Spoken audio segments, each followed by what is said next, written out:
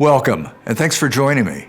I'm JLeifer, author of the thriller 8 Seconds to Midnight. What makes for a riveting thriller? A story that locks you in, puts you on the edge of your seat, and won't let go until the very last second?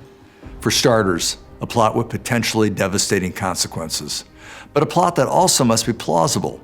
That means we could imagine it happening tomorrow, based upon the myriad of threats facing our nation, current scientific knowledge, and ever-shifting political alliances.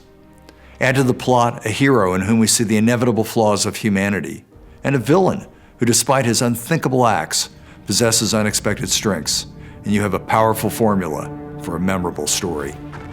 My first book, 8 Seconds to Midnight, begins with the secret transfer of nuclear material from a military installation deep inside of Pakistan to a group of radical Islamists bent on the destruction of the West. It culminates in the streets of New York, minutes before the impending detonation of a 15-kiloton nuclear bomb.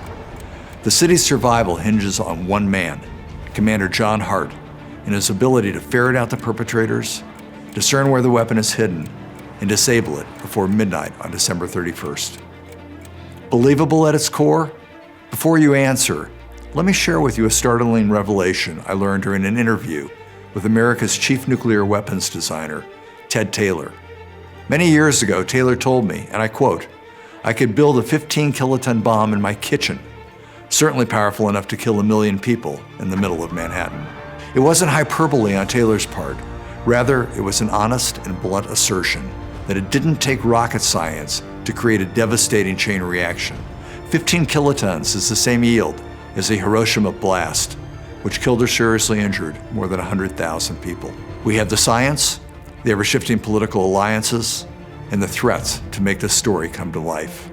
Now, the only question is, will our hero, Commander Hart, be in time to stop the blast?